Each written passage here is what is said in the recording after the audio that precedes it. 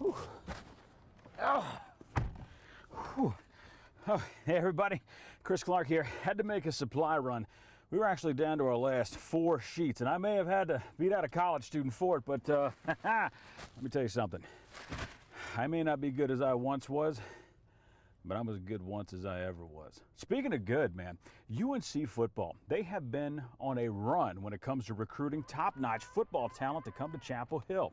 They've been taking high school athletes and getting them to talk about staying in state. I mean, UNC is becoming the place.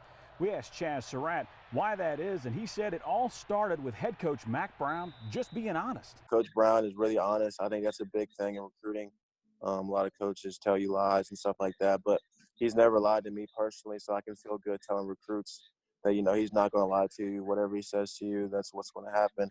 And keeping with this recruiting theme, the Fayetteville State women's basketball team had a great year this year. They beat Bowie State University to win the CIAA championship, and it's that kind of success that keeps those recruits coming. But with COVID-19, recruiting has had to evolve just a little bit. It's going to be difficult.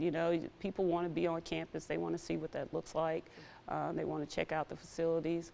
So it's about selling the programs, over the phone. Now back to football. After going 4-8 last year, Dave Doran was looking for a great offseason to get his team and to get his recruits pumped up and ready to go for 2020. Then all of this hit. Our Alyssa Ray talked with Coach today to see how he is holding things down and what the Wolfpack are doing to come out swinging when they finally kick off for football this fall. NC State's 2019 campaign didn't go as planned. Plagued by injuries, the Wolfpack ended the season with 5 straight losses and finished with a record of 4-8. But with a new wave of assistant coaches, the team was adjusting well in early spring practices. Probably the best thing I saw was just the interaction between offense and defensive players and how they were competing, but also trying to help each other get better and in a competitive but cooperative manner.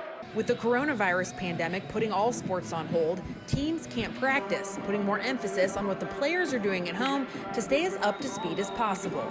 Those guys, as I mentioned, have taken it on themselves to have accountability partners that they call every day and check on each other and make sure they're doing the work.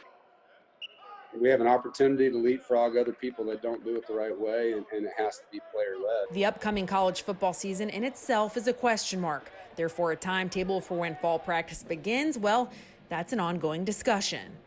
The ACC coaches had a long meeting last week and putting together various scenarios, a 6-week scenario, a 5-week scenario, and a 4-week scenario. I do think you could do it in 4 weeks. Obviously, 6 would be better.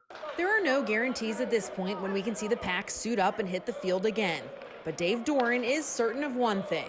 Well, look, we need to play football. I think that's the one thing that everybody recognizes. So whenever it does happen, we'll be ready. In Raleigh, Alyssa Ray, CBS 17. That's it for my time here in sports. I got one last thing to get. It's hand sanitizer. That might be tough. See you guys tonight at 11. Wow, where am I going to find